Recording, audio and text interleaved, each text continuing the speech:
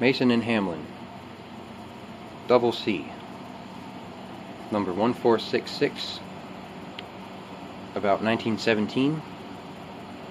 This will be the 29th piano that we recrown the soundboard. And that means we will take the board out, make an adjustment, put the crown back in the board because the board went flat, and then put the recrowned board back in the case. So what you get is a original Mason & Hamlin factory designed soundboard in your original Mason & Hamlin case. And right now the bridge has been unglued from the panels. All of the panels have also been unglued. There's about 25 panels like this, individual pieces, and all 17 ribs have been unglued. We're going to start putting it back together. You will see that in a later clip. The next clips are going to be how we got this piano from the start, and they will work their way up to this point, and then you will see what we do after this.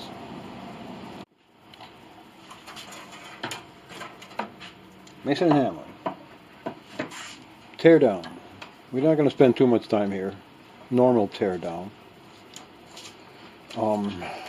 Taking the wire scale, the wire sizes. They're not the original, so we're suspicious. Some of them seem to be down here in the 23 gauge. We have some heavy wire down there. But right now we're taking the bass string lengths. And we have this little brass deal here that we made. These are from a hobby store. And what they are is tubing. And down here it has a little device made like this, see? And it snaps right onto the bridge pin. So we can remove it from the piano. And we transfer it over here to our table. And this is where we're marking our string lengths. We have this handy dandy string that's weighted with a washer. And all we do is slide it over. And we mark the string lengths like this. With a prick mark.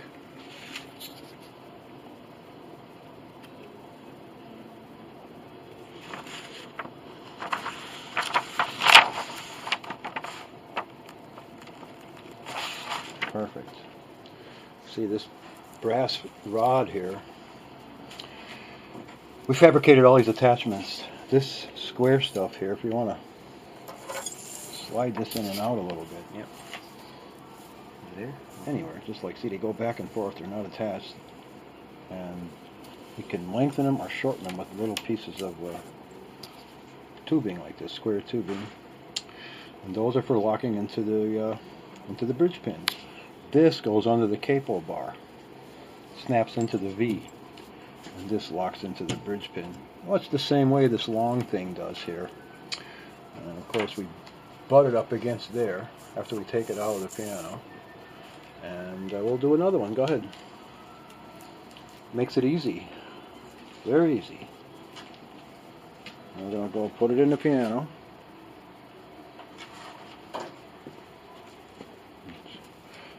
Each time it's shorter, so the friction resistance in the rod itself that we put there, all we have to do is snap it into place. The other end's against the A-graft, and that's going to go click right in there like that. And we take it out, transfer it to the table, and it's very fast. Pretty accurate. We don't have to bother with staring at little numbers, millimeters and things. We do that later, on the table over there. So this is pretty quick. There you have it.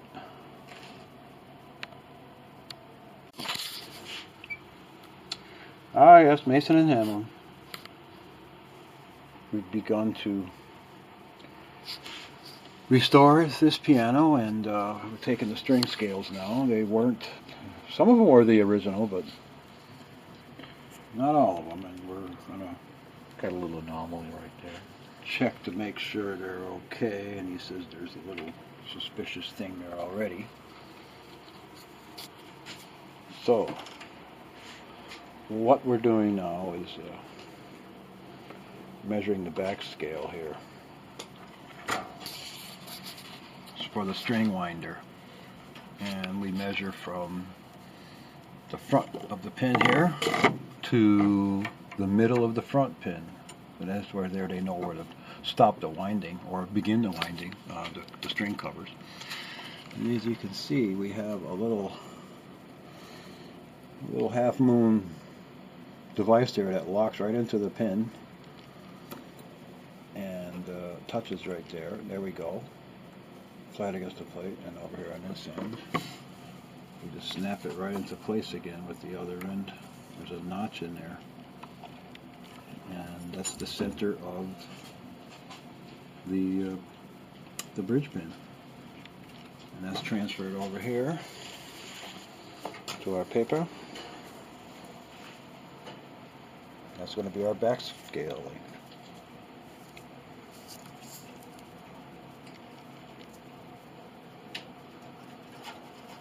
We'll take a nice metric ruler after.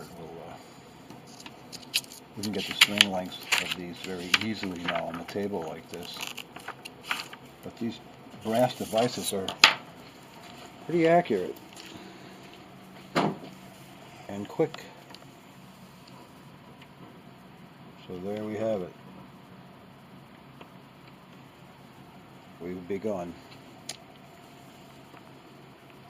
Number 33.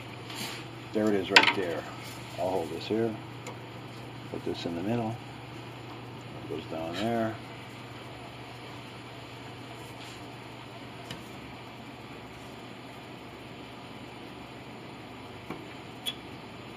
Clicks right on the bridge pin.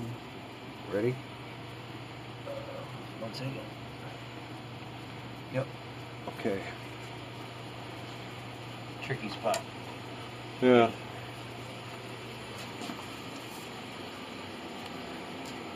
Number 32. Okay. Put that here. Roll that right there. And punch mark. Right in that notch where the bridge pin was. Okay. Number 34.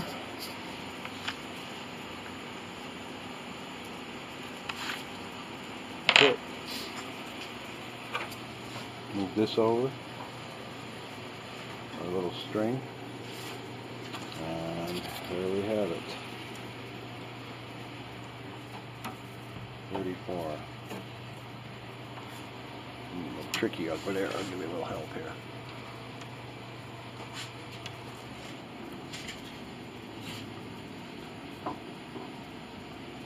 I think we got it. Looks good. Yep, looks good. Okay, see, we can get all the measurements out of here like that. All the screws are coming out. And it seems like a few of them have over-tightening damage to the slots. Just a little bit. On about 3 or 4. So that's good. They're in very good shape. Lots of screws. A whole bunch of screws.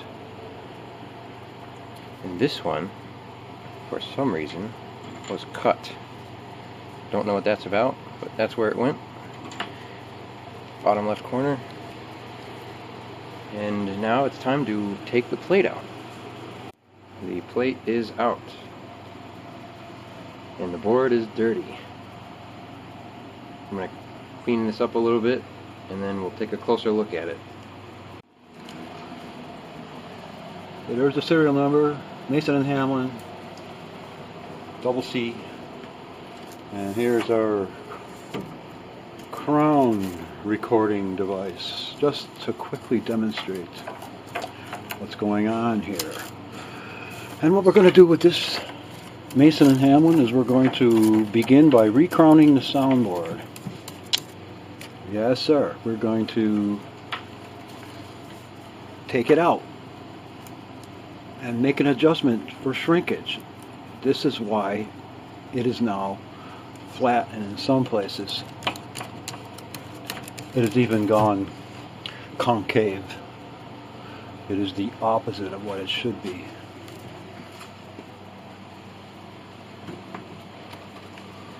Wow. Is that the true shape of the soundboard there? Are you sure? They were all touching the board. My God, they were all touching the board. Check that out, the distortion in here. My God. There's a hump here, and that's where the bridge is. Alright, I'm going to let him take the camera right now, and I'm going to take another reading up here. Like this. Treble section. Small section. See what it looks like up here.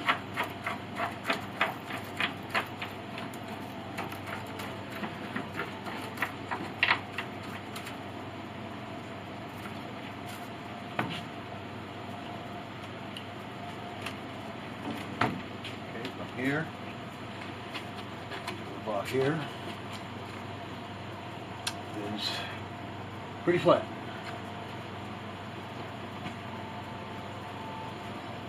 This is the bridge. If we were to put this here like this, it's actually, this area here is actually just a little bit lower than the ends. So the whole soundboard is down. It's shrunk. And we're going to, of course, take it out. And the first thing we're going to remove is this here. Well, no, actually the second thing. We'll take the screws and the buttons out first. And we're going to take off the molding.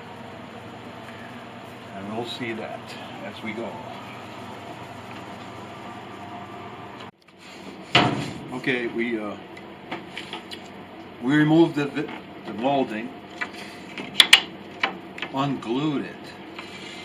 There's a little bit of alcohol here to clean it up a little bit to show what it looks like, see?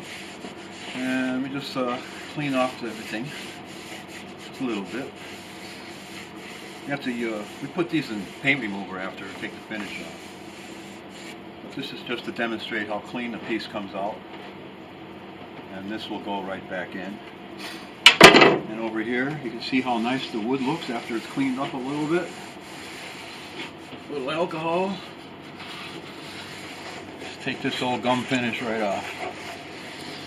So now we're going to proceed with the corner here. We're going to take this corner out. It's already loose. See? We're going to start to unglue the rest of the soundboard after this is out. Oh, and we have one more molding down there, like this.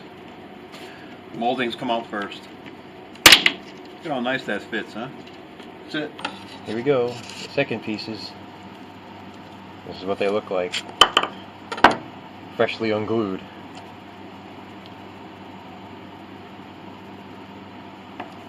Two more moldings down in the treble, and then I can start going after the entire board. Here's the treble molding. Just came off like magic. That'll be cleaned up and we'll put it back later. The notch is already made for the bridge. Fits perfectly. And it's original. This piece just came off in the treble. It took about 30 minutes to take this off. Pretty thick piece of wood. We'll clean this up, put it aside, and it will be ready to go back on the piano. Our next step is to unglue this whole belly rail. We'll pop that up, and then we'll work our way around the soundboard. Slowly take it out. We're going to do our best to save the decal. See what we can do with that. The belly rail has been unglued, and the cutoff bar. I didn't even realize it had one, but we found out there's a about 2-inch wide cutoff bar that goes this whole length. There's some thick glue joints to unglue. You can see in there, see the ribs are unglued right there. It's pretty cool. Got the whole long side up to where it starts to curve, unglued. This whole board is loose. So now we just have that far end and then the right side. And then the whole board will pop out. The back half. Unglued it last night. You can see it's way up above the acoustic dowels. I think it's loose to about over here maybe. These buttons came off and, oh, there we go. We'll put those aside. And we can go underneath the piano just to make sure. Got my little light. You can see the board is up to about, oh, just past that second rib there. So now we have to unglue it from there to the treble. Well, 1917 Mason and Hamlin concert grand. A little stuck over here. Stubborn in the corner there. But it will come out. Sometimes they crack a little bit.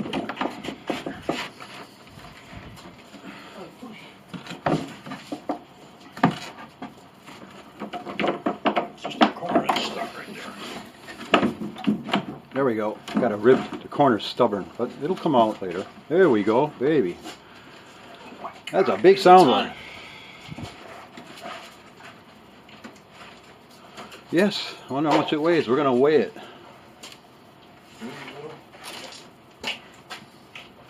There. We got it.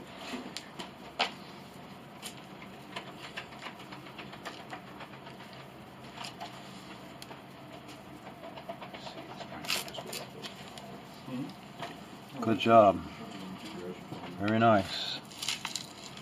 There's an X right there. I saw X's like that on other Mason and Hamlins. Another one there. I don't see any signatures. I guess they didn't do that. And there's something back here. Right there. Some kind of writing. They blew a hole through here and erased some of it, but we can see what it is. Maybe it's a date or something. But we'll see. There we go. 35455. Wonder what that is. 35455. So there is some writing back here. Here's a little bit more right there. It's the same thing. Wonder what that is. Huh. Okay.